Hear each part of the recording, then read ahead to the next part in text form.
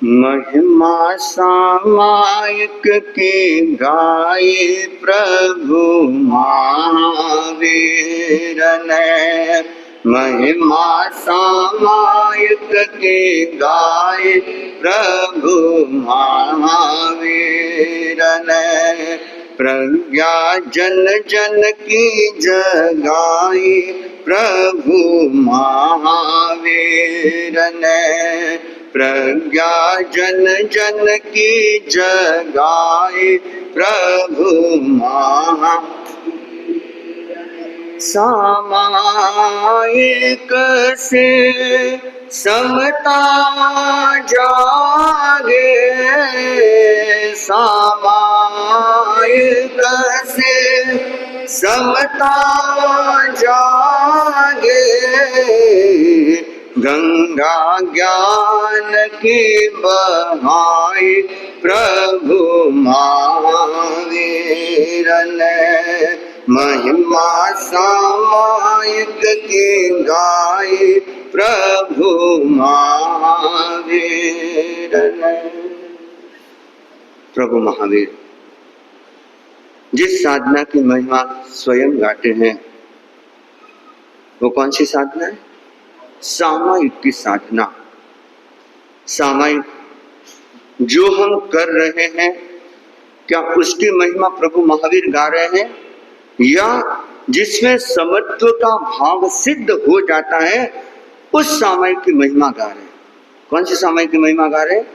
कि जिसमें समत्व भाव सफल हो जाता है, समत्व भाव सिद्ध हो जाता है, उस समत्व भावों से परिपूर्ण सामायिक की महिमा प्रभु महावीर गाते हैं। और ये समत्व भाव, ये सामायिक की साधना कहते हैं सब साधनाओं का सिरमोड़ माना जाता है। अणुव्रत की आराधना करते हैं, गुणव्रत की आराधना करते हैं, महाव्रतों की आराधना करते हैं, चाहे जितनी तपस्या करते हैं, जितने साधना के प्रयोग करते हैं, कहते हैं सब साधनाओं के प्रयोग का जो सिरमोड़ माना जाता है। जैसे हमारा शरीर, हमारे शरीर में सिरमोड़ क्या है? मस्तक। मस्तक का सिरमोड़ क्या है? कहते हैं कि मस्तक पर मुकुट सुशोभित होता है। मस्तक पर क्या सुशोभित होता है? मुकुट। जैसे मस्तक पर मुकुट सुशोभित होता है ऐसे ही साधनाओं का सिरमोड़ समता को माना गया, समत्व की साधना को माना गया। तो सामायिक का जो मूलभूत जो सामायिक का स्वरूप है वह है समत्व की उत्कृष्ट साधना आराधना करना। हमने कल समत्व के बारे में कुछ चर्चा की थी कि समता भाव क्या है, जिसका पहला बिंदु क्या है? समत्व भाव का हर परिस्थिति में शांत रहना, प्रसन्न रहना, आनंद में रहना। दूसरा समत्व का स्वरूप है चित्त की अचंचल अवस्था। चित्त की शांत अवस्था जो है वह समता का स्वरूप मानी जाती है, वह समत्व का साधना का उत्कृष्ट स्वरूप माना जाता है। जब आपका मन शांत रहता है, जब आपका चित्त चंचल नहीं होता है, तब जाकर के समत्व की साधना घटित होती है। आप देखना हमारे भीतर जब भी कोई घटना घटती है, जब भी मन के प्रतिकूल स्थिति आती है, जब भी विपरीत घटना घटती है, और उस समय हमारे भीतर पता है क्या होता है? हमारे भीतर 3 तरह के रिएक्शन होते हैं। कितने तरह के? 3 तरह के रिएक्शन होते हैं। प्रतिकार, प्रतिवाद और प्रतिक्रिया। प्रतिकार, फिर दूसरा होता है प्रतिवाद, और तीसरा होता है प्रतिक्रिया। प्रतिकार मन में सामना करने की या बदला लेने की या कुछ भी कहने की इच्छा होती। जैसी घटना घटेगी ना, आप शरीर से नहीं करोगे, क्या करोगे आप? मन से। आपके मन में वैसे विचार उठने लगेंगे। और देखो अगर मौका लग गया तो आप क्या करोगे? उस सोच को शब्दों में बदल दोगे। फिर क्या करोगे? प्रतिकार से प्रतिवाद होगा, मतलब शब्दों में आप उस बात को प्रकट करोगे। और शब्दों में प्रकट करने के साथ साथ में फिर क्या करोगे? प्रतिक्रिया, मतलब शरीर से भी आप कुछ न कुछ एक्शन करोगे, शरीर से भी कुछ न कुछ क्रिया करोगे। अब हर जगह आप प्रतिक्रिया नहीं करोगे, हर जगह प्रतिवाद भी नहीं करोगे, लेकिन प्रतिकार की संभावना तो बहुत रहती है। मान लो सामने वाला अपने से तगड़ा है, सामने वाला शक्तिशाली है, या उस समय ऐसी परिस्थिति है कि विपरीत परिस्थिति के हम कुछ कर नहीं सकते, लेकिन उसमें आपके मन में तो वह प्रतिकार की भावना चलती रहती है। और सामने वाला का शक्तिशाली तो प्रतिक्रिया तो कर नहीं सकते, प्रतिवाद भी कर नहीं सकते, बोलने की क्षमता भी नहीं है, तो क्या करोगे? अंदर ही अंदर। और कई बार हमारे साथ होता है, हमारे पास में भी कई भाई बहन आते हैं कि महाराज ऐसे बोला तो नहीं जाता, लेकिन अगर कोई कह देता है ना तो अंदर ही अंदर वह दिमाग से निकलता ही नहीं, अंदर ही अंदर घूमता रहता है, उसके बारे में निरंतर अंदर ही अंदर चिंतन चलता रहता है, लेकिन बोल नहीं सकते, कर नहीं सकते, क्योंकि सामने वाला क्या है? ताकतवर है, पावरफुल है, या हम इतने कमजोर हैं कि हम हर समय प्रतिक्रिया और प्रतिवाद कर नहीं सकते, लेकिन प्रतिकार तो एनी टाइम चलता रहता है। और आप देखना, जो पाप कर्म के दरवाजे माने गए 3 दरवाजे मन वचन काया, सबसे ज्यादा पाप कर्म किससे लगता है? मन से लगता है। उसके बाद में उससे कम पाप लगता है वचन से, और उससे कम पाप लगता है काया से। क्यों? कि काया से तो कितना करते हो? मान लो 70% आप मन से करते हो, 20% आप वचन से करते हो, और 10% आप काया से करते हो। तो आप देखना कि हम ज्यादा पाप कर्म का बंधन मन से करते हैं। इसलिए क्या बताया? चित्त की अचंचल अवस्था, चित्त की शांत अवस्था जब रहती है तब समत्व की साधना घटित होती है, जिसमें किसी भी प्रकार का प्रतिकार नहीं होता, जिसमें किसी भी प्रकार का प्रतिवाद नहीं होता, और जिसमें किसी भी प्रकार की प्रतिक्रिया नहीं होती, तब जाकर के समत्व की साधना घटित होती है। चाहे सामने वाला कमजोर व्यक्ति हो, चाहे सामने वाला शक्तिशाली व्यक्ति हो, चाहे हमारे परिस्थिति अनुकूल हो, चाहे हमारे परिस्थिति प्रतिकूल हो, लेकिन उस समय भी आपका मन शांत रहता है, तब तो समत्व की साधना है। और मान लो सामने वाला शक्तिशाली है और आप कुछ बोल नहीं पाते हैं, कुछ कर नहीं पाते हैं, लेकिन अगर मन में प्रतिकार चलता रहता है, जिसका मतलब क्या हुआ? विषमता का भाव आपके भीतर चल रहा है, समत्व का भाव अभी तक प्रकट नहीं हुआ। एक बार क्या हुआ, एक व्यक्ति जा रहा था और वह सड़क मार्ग से जा रहा था, इधर भी बिल्डिंगें उधर भी बिल्डिंगें थी, और इतने में क्या होता है कि वह जैसे ही जा रहा था, इतने में ऊपर से ईंट आकर के उसके, बस शायद कोई 4 अंगुल का फासला रहा होगा, और ईंट एकदम उसके पास में आकर के गिरती है। अगर थोड़ा सा होता तो उसकी शायद कपाल क्रिया वही हो जाती। अब जैसे वो ईंट गिरी, और इतने में क्या, उसको बड़ा भयंकर गुस्सा आ गया। क्या आ गया? प्रतिकार की भावना पैदा हो गई। अभी तक तो अंदर, बाहर में नहीं है, अंदर में प्रतिकार की भावना पैदा होगी, भयंकर मन में ऐसे आक्रोश का भाव पैदा हो गया, और देखा कि आज तो ईंट से ईंट बजा के रहूंगा। क्या सोचा? ईंट से ईंट बजा के, जिसने ये ईंट फेंकी है उस पर आज तो ईंट, उसकी ईंट बजा के रहूंगा। और वो ईंट को हाथ में लेकर के देखा, अच्छा ऊपर से खिड़की खुली है, मतलब 3rd फ्लोर से ये ईंट पड़ी है। तो वो ईंट हाथ में लेकर के धम धम धम धम करते सीढ़ियां चढ़ने लगा, और सीढ़ियां चढ़ के 3rd फ्लोर पे पहुंच गया, और वहां देखा तो उस फ्लैट का दरवाजा खुला था, और सामने देखा एक बेड पे मोटा ताजा पहलवान, बड़ा हट्टा कट्टा, और 4 आदमी उसकी क्या कर रहे हैं? मालिश कर रहे हैं। और जैसे वो गुस्से में तो था ही, जैसे अंदर धमाधम प्रवेश करता है, 2-4 कदम अंदर भी चला गया, इतने वो पहलवान जोर से चिल्ला, क्या हुआ? वो बोला कि सर आपकी ईंट नीचे गिर गई थी ना, देने के लिए आया हूं। क्या? ईंट देने के लिए आया था कि बजाने के लिए आया था? लेकिन क्या हुआ, जैसे सामने पहलवान को देखा तो क्या हो गया? गीला पीला हो गया। बस तत्काल प्रतिकार का भाव तो उठा, लेकिन प्रतिवाद नहीं कर पाया। तो आप देखना, ये प्रतिकार की भावना उठना भी क्या है? विषमता का भाव है। इसीलिए समत्व की साधना को कितना उत्कृष्ट माना गया कि जहाँ किसी भी प्रकार का प्रतिकार का भाव भी नहीं उठता, प्रतिवाद का भाव भी नहीं उठता और प्रतिक्रिया भी नहीं करते, तब जाकर के समत्व की साधना सफल होती है।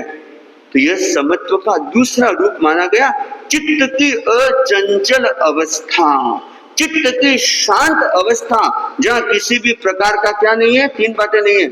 कौन कौन सी? प्रतिकार, प्रतिवाद और प्रतिक्रिया नहीं है। और समता की तीसरी अवस्था, थ्री डायमेंशन हम कह सकते हैं। तीसरा डायमेंशन क्या है? पहला डायमेंशन तो क्या है? अनुकूल प्रतिकूल परिस्थितियों में समभाव रखना, शांत रहना, प्रसन्न रहना। दूसरा हो गया चित्त की शांत अवस्था, प्रतिकार, प्रतिवाद, प्रतिक्रिया से मुक्त अवस्था। और तीसरा है सब जीवों के प्रति आत्मानुभूति की भावना, समानुभूति की नहीं, आत्मानुभूति की भावना।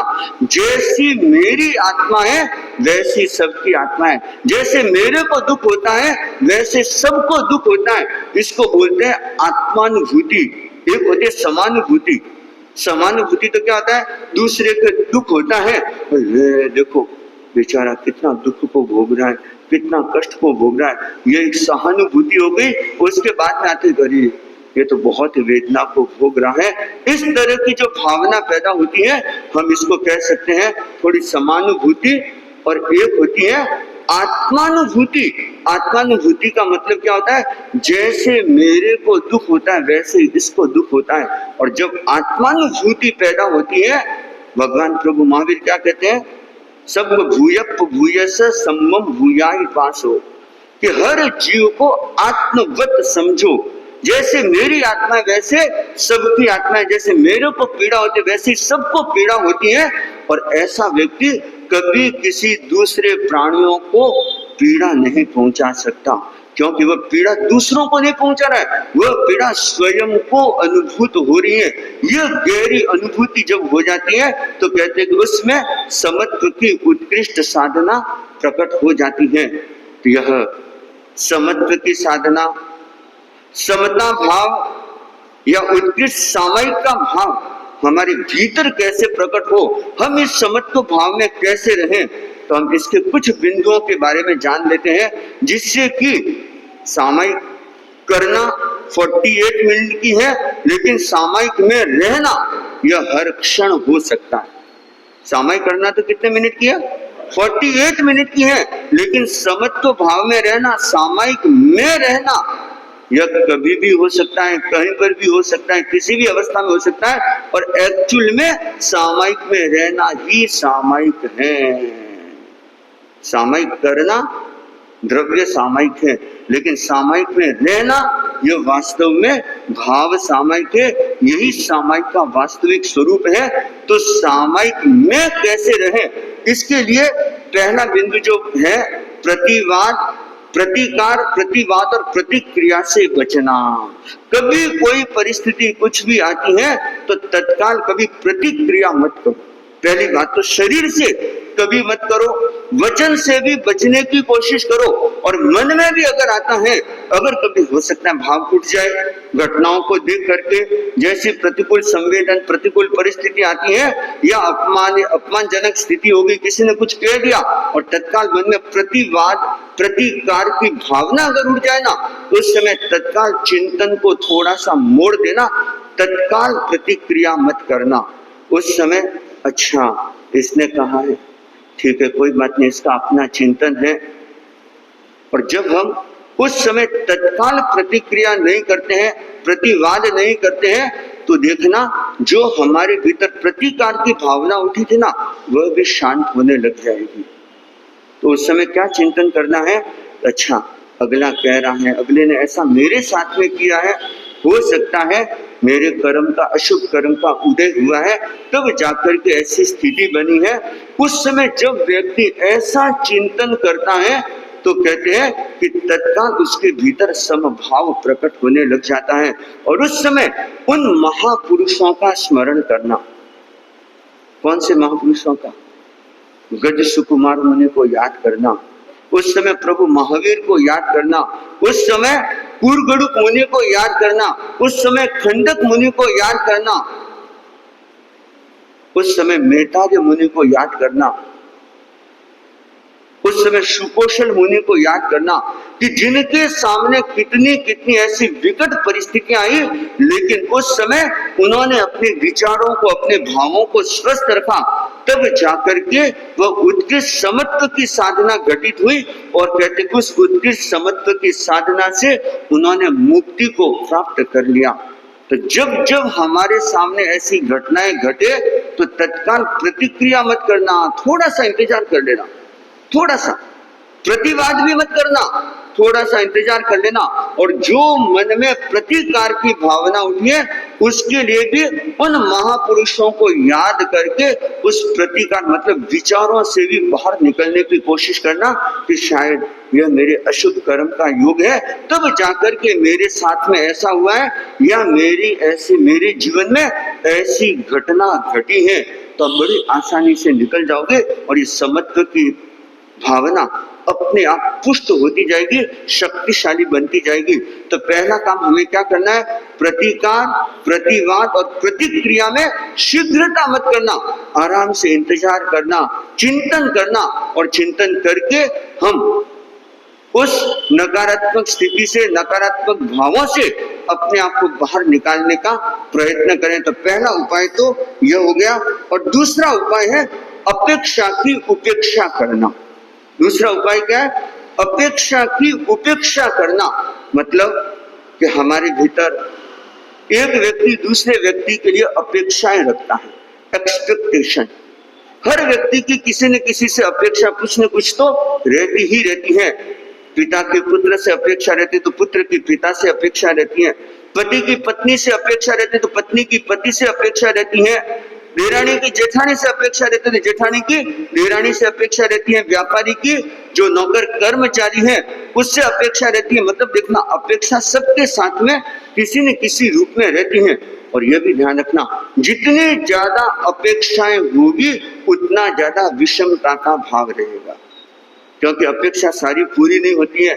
जैसे आप चाहते हैं, एक्सपेक्टेशन है, उसके अकॉर्डिंग जब नहीं होगा तो आपके भीतर में तत्काल क्या होगा? प्रतिक्रिया का भाव पैदा होगा, तत्काल विषमता का भाव आएगा। तो जितनी अपेक्षाएं कम रहेगी उतना समत्व भाव ज्यादा रहेगा, और जितनी अपेक्षाएं ज्यादा रहेगी उतना विषमता का भाव ज्यादा रहेगा। तो हमें क्या करना है? ठीक है, कभी कभी कोई अपेक्षा होती भी, लेकिन मान लो सामने वाले ने नहीं किया, हमारी अपेक्षा के अनुसार नहीं किया, तो हम उस समय यह भी चिंतन कर सकते हैं, हो सकता है अपना अपना चिंतन होता है, नहीं किया कोई बात नहीं, मैं कर देता हूं, या अगले की इच्छा है, इस तरह से उसमें से निकल जाना। और फिर भी अगर नहीं हो तो उसको समझाने की कोशिश करना कि देख भाई, या यह काम ऐसे कर लो तो अच्छा है, या यह काम जरूरी है इसलिए आपको करना चाहिए, इस तरह से उसको मैनेज करने की कोशिश करना। लेकिन जितनी ज्यादा अपेक्षा आप रखोगे उतना ज्यादा विषमता का भाव रहेगा। तो हमें क्या करना है? अपेक्षा की उपेक्षा करना, मतलब अपेक्षाओं को कम करना। अपेक्षाओं को क्या करना है? कम करना। जितने कम रखेंगे उतना समत्व भाव हमारे भीतर दृढ़ होता जाएगा। और तीसरा काम क्या करना है? अनुकूल प्रतिकूल जो दोनों परिस्थितियां आती हैं उसे स्वीकार कर लो, सहज भाव से। स्वीकार कैसे करना है? अनुकूल परिस्थितियां आती है ना, तब तो क्या होता है? फूल करके गुब्बारा बन जाते, एकदम फूल करके वैसे, अरे वाह। और थोड़ी सी प्रतिकूल परिस्थिति आ जाती है तो फिर देखो क्या होता है, अगर व्यापार में लाभ ही लाभ होता जाता है, फायदा ही फायदा, प्रॉफिट ही प्रॉफिट हो रहा है, तो क्या होता है? ओहो, और मान लो कभी लॉस हो गया और इतने में तो गए काम से। अगर कोई आपकी प्रशंसा करता है तब तो एकदम वैसे हो जाता है, और मान लो कभी किसी ने दो शब्द ऐसे कह दिए तो फिर देखो क्या होता है। ये क्या करना है? हमें क्या करना है? ऐसी जो परिस्थिति है उससे क्या करना है? वह स्वीकार भाव, चाहे अनुकूल परिस्थिति है ना उसको भी स्वीकार करना, उसमें भी हमें रिएक्शन नहीं करना है। और मान लो प्रतिकूल परिस्थिति भी आ गई, प्रतिकूल घटना भी घट गई, शिकायत तो करना ही नहीं है कि मेरे साथ ही ऐसा क्यों, मेरे साथ ये क्यों होता है।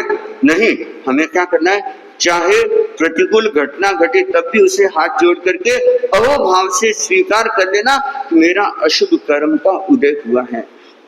अब एक व्यक्ति जो खूब धर्माराधना करता है, लेकिन उसके जीवन में भी कितनी कितनी परिस्थितियां आती है, कितने कितने दुखद घटनाएं घटती है, इसका मतलब क्या हुआ कि धर्म कर्म करा इसलिए दुखद घटनाएं घट रही है? नहीं, हमारे पिछले जन्मों के न जाने कैसे कैसे हमने कर्मों का बंधन किया है, उसके कारण से हमारे जीवन में ऐसी स्थितियां आ रही है। तो उस समय हमारा चिंतन क्या होगा कि ये मेरे अभी अशुभ कर्मों का उदय चल रहा है, इसलिए क्या करना है, मुझे संभाव रखना है, मुझे अपनी धर्म साधना को और ज्यादा उत्कृष्ट करना है ताकि ये अशुभ कर्म शीघ्र क्षय हो जाए।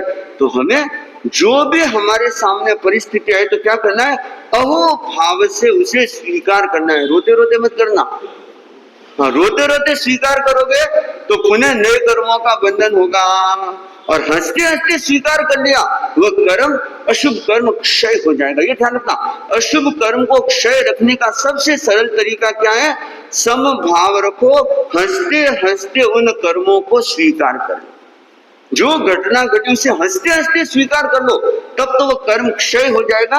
अन्यथा जैसे विषम भाव आया, जैसे प्रतिक्रिया की, पुनः नए कर्मों का बीज डाल दोगे, पुनः उन कर्मों का परिणाम फिर भोगना पड़ेगा। तो हमें क्या करना है, हंसते हंसते उन कर्मों को, उन घटनाओं को स्वीकार करना है, चाहे वह अनुकूल परिस्थिति हो, चाहे वह प्रतिकूल परिस्थिति। अनुकूल परिस्थिति में फूलना नहीं है और प्रतिकूल परिस्थिति में झूलना नहीं है। प्रतिकूल परिस्थिति में झूलना नहीं है और अनुकूल परिस्थिति में फूलना नहीं है, ये ध्यान रखना। दोनों को स्वीकार करने का हमारे भीतर एक स्वीकार भाव हमारा प्रबल होना चाहिए। तो तीसरा उपाय हो गया स्वीकार भाव। और एक है जाहे विधि राखे राम ताए विधि रही, ये कहा जाता है। तो अपने तो है कि जो कुछ घटना घटती है, जो योग होगा वह टलने वाला नहीं है, इसलिए जो परिस्थिति आती है खुशी खुशी उन परिस्थितियों में भी खुश रहने का प्रयत्न करो।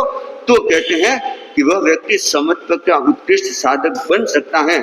और एक प्रयोग बता देता हूँ, उस प्रयोग की साधना से भी हमारे भीतर समत्व भाव बड़ा प्रबल हो सकता है।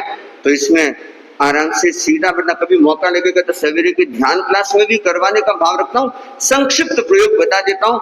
आराम से सीधा बैठना, आंख बंद, 5 मिनट कर ही लेते हैं। सीधे बैठेंगे, दोनों हाथ आकाश की ओर खुले हुए, आंखें कोमलता से बंद, पूरे शरीर को ढीला छोड़ दें। आते जाते श्वास का अनुभव,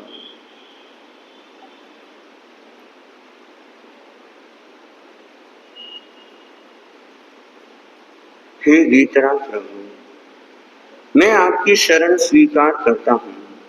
आपके अलौकिक दिव्य ऊर्जा, नीले रंग की ब्लू कलर की ऊर्जा उतरती जा रही है। चारों तरफ नीला रंग, मोर की गर्दन की तरह नीला रंग।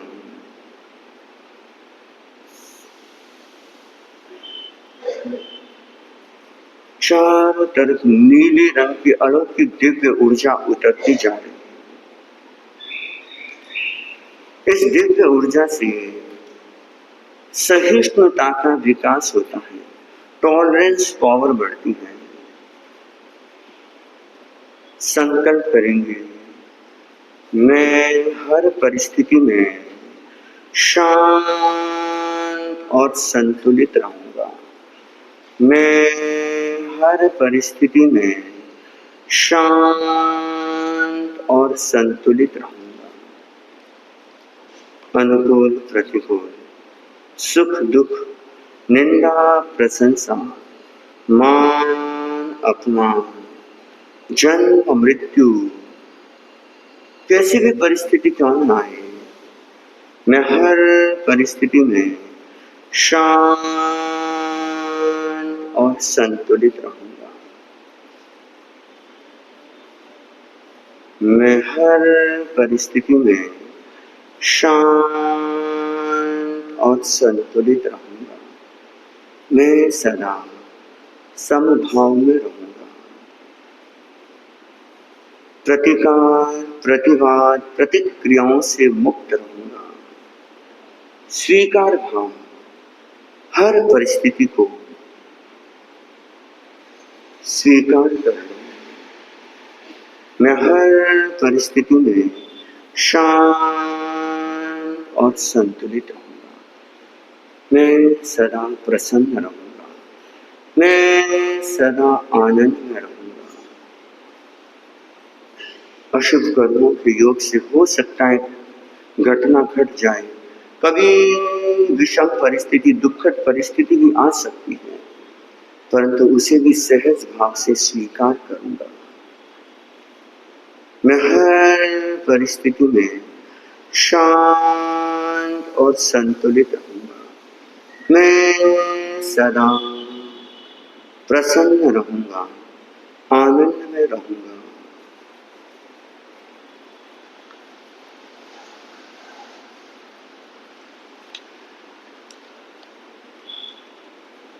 दो तीन गहरे लंबे श्वास।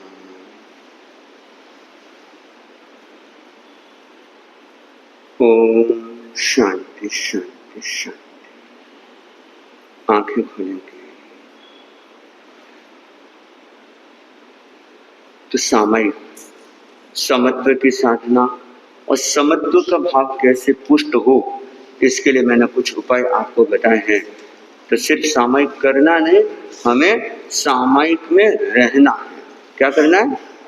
हाँ, इतने वर्षों से सामयिक कर रहे हो लेकिन अभी तक सामयिक में रहना नहीं सीखा, तब सामयिक में रहना हमें है। तो इसके लिए कुछ प्रयोग भी बताए हैं, उन प्रयोगों को करने की कोशिश करना। और सामयिक का क्या स्वरूप है? सामयिक, हम शुद्ध सामयिक, उत्कृष्ट सामयिक की साधना कैसे कर सकते हैं उसके बारे में, और सामयिक के जो दोष हैं उन दोषों से अपने आप को बचाना है तो उनके बारे में भी हमको जानना है। सामयिक के कितने दोष हैं? 32 दोष हैं। उन 32 दोषों को भी समझना चाहिए। 32 दोषों को टाल करके सामयिक करने का लक्ष्य रखना चाहिए। तो हम उनके बारे में बात करेंगे और कैसे हम सामयिक की और उत्कृष्ट साधना कर सकते हैं। तो समय आने पर हम उसके बारे में फिर चिंतन मंथन करेंगे। जप के क्रम में आज श्रीमती आशा शावला, उनके यहाँ पर जप का क्रम, और कल